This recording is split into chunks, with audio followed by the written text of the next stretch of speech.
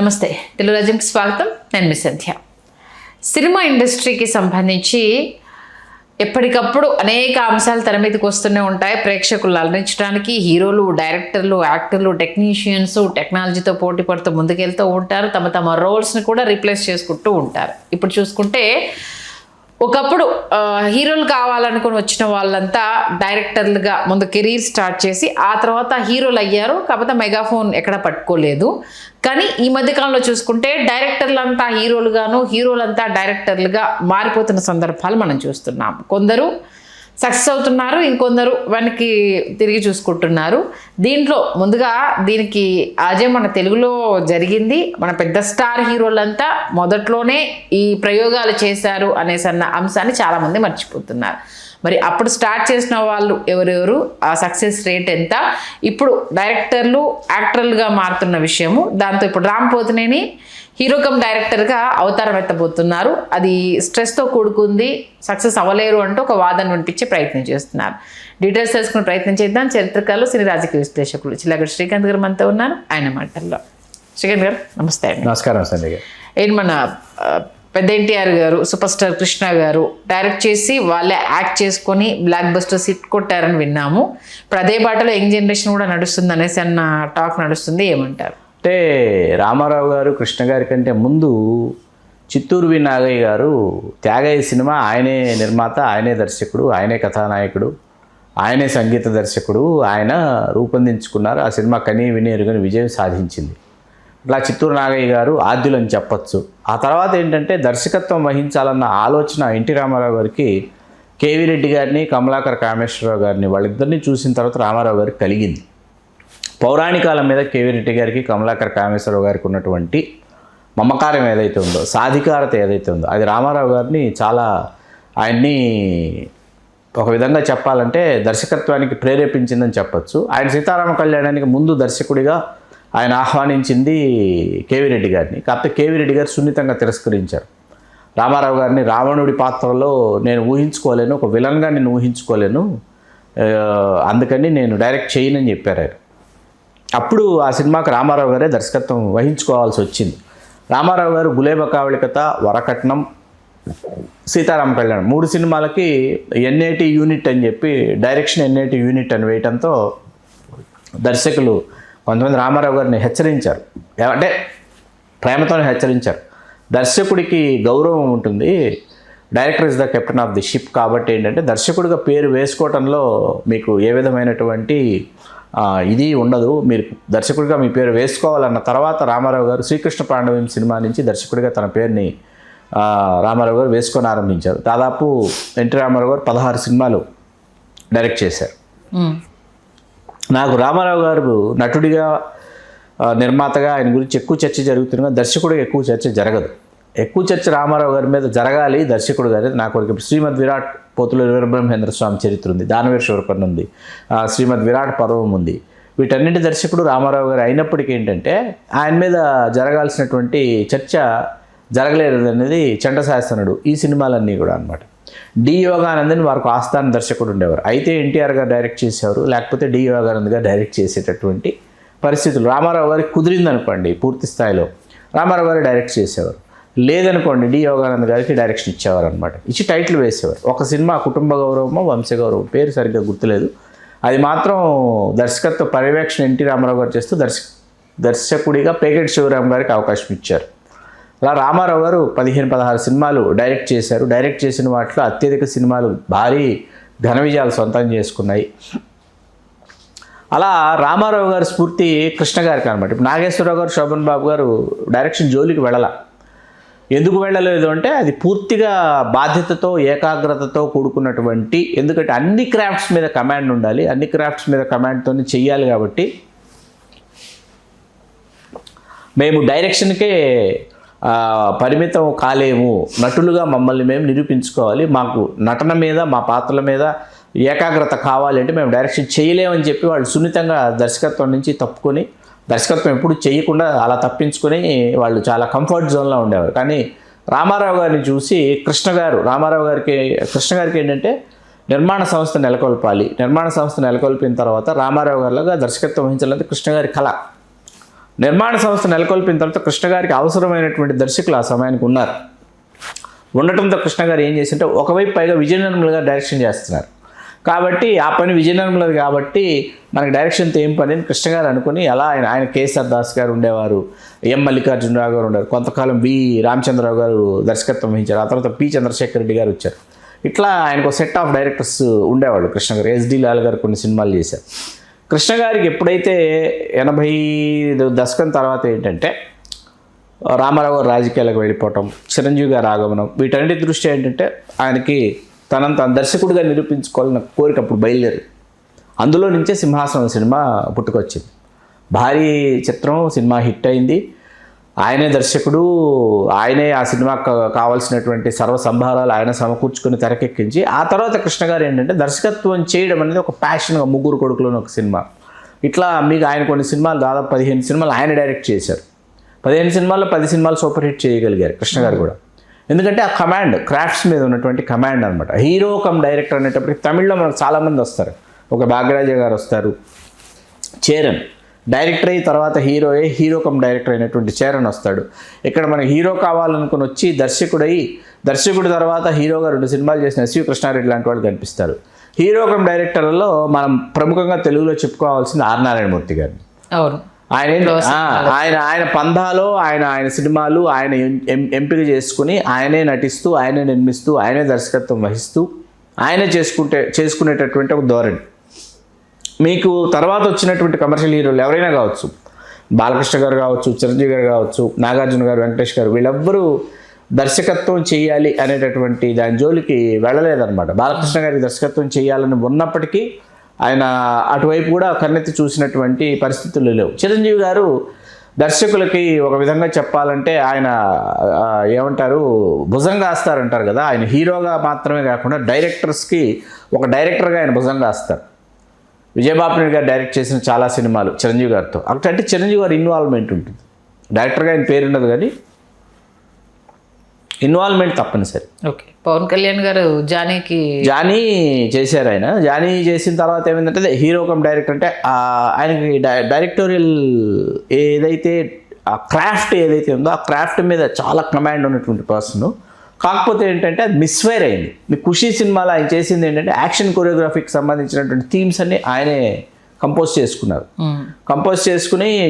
మీకు పొల్లాచ్చిలో ఒక సెట్ వేశారు. అప్పుడు ఏది తమిళ్లో ఎలా చేశారో అలాగే చెయ్యాలి అని అనుకుంటే అక్కడికి వెళ్ళి ఆ సెట్కి వెళ్ళి ఇలా కాదు ఇంకెలాగో చెయ్యాలని చెప్పేసి దాన్ని క్యాన్సిల్ చేసేసి ఆ షెడ్యూలే క్యాన్సిల్ చేసి వెనక్కి వచ్చి యూత్ ఫెస్ట్ జరుగుతున్నట్టు, యూత్ ఫెస్ట్లో ఆయనని అటాక్ చేయడానికి వచ్చినట్టు వాళ్ళని తెలుసుకొని ఈయన తిరిగి వాళ్ళ మీద నాన్ చాక్తో వాటితో అటాక్ చేసేటటువంటి యాక్షన్ కొరియోగ్రఫీ అంతా పవన్ కళ్యాణ్ గారు చేసుకున్నారు. ఆయన కంపోజ్ చేసుకోగలరు. మనకి డాడీ సినిమాలో కూడా పవన్ కళ్యాణ్ గారే ఒక ఫైట్ని ఆయనే కొరియోగ్రాఫ్ చేశారనమాట. అలా పవన్ కళ్యాణ్ గారు ఏంటంటే ఆ టింజ్ ఉంది పవన్ కళ్యాణ్, ఎందుకంటే స్వతహాగా మార్షల్ ఆర్ట్స్ తెలిసినటువంటి వ్యక్తి కాబట్టి. జానీ రైట్ టైంలో wrong film. Actually it's a right time but it's a wrong film. Johnny second half మరీ స్లోగా ఉంటుంది. లేదు, సినిమాయే. మీరు అలా కాదండి, హీరో ఎప్పుడు గుర్తుపెట్టుకోండి. మీరు హీరో అంటే ఎవరు, హీరో అంటే ఏమిటి? కేవీ రెడ్డి గారు కొన్ని ప్రమాణాలు చెప్పారు. హీరోయిన్ అంటే ప్రేక్షకులు తమకంటే అందంగా ఉన్న వాళ్ళని చూడటానికి థియేటర్కి వస్తారు. నెంబర్ 1. ఇది చాలా సీరియస్ పాయింట్ అండి. దీనిని బ్రేక్ చేసినటువంటి కొంతమంది హీరోలు ఉన్నారు. వాళ్ళెవరు? ఒక చిరంజీవి గారు, ఒక రజనీకాంత్ గారు. సౌత్కి వచ్చేటప్పటికి వీళ్ళు ఎందుకు ఈ రూల్స్ని బ్రేక్ చేశారంటే, వీళ్ళిద్దరూ హీరో అంటే అందంగానే ఉండాల్సిన పని లేదు, 6 అడుగుల ఆజానుబాహు అయి ఉండాల్సిన పని లేదు. మీ పక్కింట్లోనో, మీ ఎదురింట్లోనో, మీ ఇంట్లోనే ఒక ఫ్యామిలీ మెంబర్ లాగా ఉంటూ ఇతను ఏదైనా చేయగలడు అనేటటువంటి ఒక స్టామినా ఉన్నటువంటి, పొటెన్షియాలిటీ ఉన్నటువంటి వాడు, హీరోని నిరూపించినటువంటి వాళ్ళు వీళ్ళిద్దరు అనమాట. ఇప్పుడు మీరు hero come director come hero అంటే దాని నిలువెత్తు రూపం కమల్ హాసన్ గారు. ఎంత పెద్ద నిలువెత్తు రూపం అంటే ఆయన డైరెక్ట్ చేయగలిగుండి ఆయన దాదాపు తన ప్రతి సినిమాకి ఎర్లీ 90s స్క్రీన్ ప్లే ఆయనే రాసుకునేవారు. స్క్రీన్ ప్లేలో పాలు పంచుకునేవాళ్ళు. క్రేజీ మోహన్ గారు లాంటి వాళ్ళతో కూర్చొని కామెడీ ట్రాక్స్ తయారు చేసుకునేవాళ్ళు. ఆయన డైరెక్ట్ చేసే టైం వచ్చేటప్పటికి ఆయన ఎప్పుడు డైరెక్ట్ చేశారు? విరుమాండికి ఫుల్ ప్లెడ్జ్డ్గా స్టోరీ, స్క్రీన్ ప్లే డైరెక్షన్ అని విరుమాండికి వేసుకున్నారు. తెలుగులో అదే నేనేది మీకు వెరీ ఫస్ట్ టైము ఫుల్ ఫ్లెడ్జ్డ్గా స్టోరీ స్క్రీన్ ప్లే డైరెక్షన్ చూసింది విరుమాండి, తెలుగులో పోతురాజు అనమాట. దాన్ని ఆయన అంటే వరల్డ్ సినిమా మీద, ఇప్పుడు వరల్డ్ సినిమా అందరు చూస్తారండి. వరల్డ్ సినిమా ఎవరెవరు చూస్తారు? అసిస్టెంట్ డైరెక్టర్స్ చూస్తారు, స్క్రీన్ ప్లే రైటర్స్ చూస్తారు, స్టోరీ టెల్లర్స్ చూస్తారు. ఎందుకు వరల్డ్ సినిమా చూస్తుంటే కథను చెప్పేటటువంటి విధానం ఏంటి.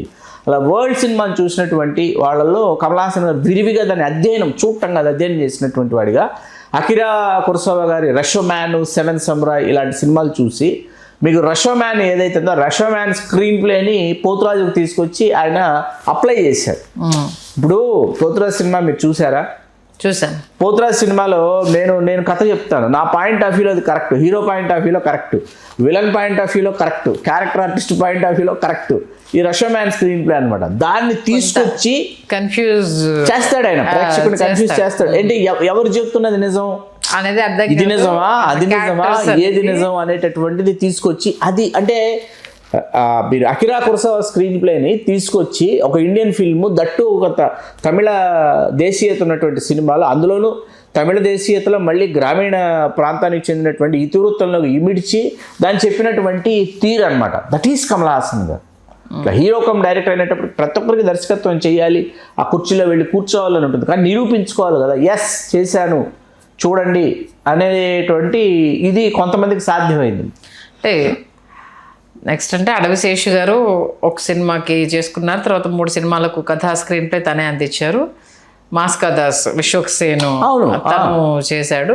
కాకపోతే ఏంటంటే ఒకప్పుడు అంటే హీరో కమ్ డైరెక్టర్ అనేది పెద్ద సవాల్ అనిపించింది. బట్ ఇప్పుడున్న సిచ్యువేషన్స్లో హీరో ఇంకా మోర్ దెన్ ఎలివేషన్ అనేది అయిపోయిన తర్వాత స్టంట్స్ కావచ్చు, ఇవన్నీ రిస్కీలన్నీ ఎక్కువ అయిపోయాయి.